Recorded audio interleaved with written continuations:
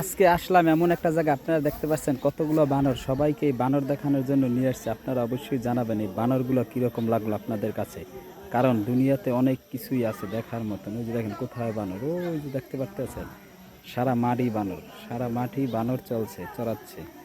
এদেরকে কিছু সব ঠিক, এরা শুধু কটা বাদামের জন্যই মাঠে দৌড় করে।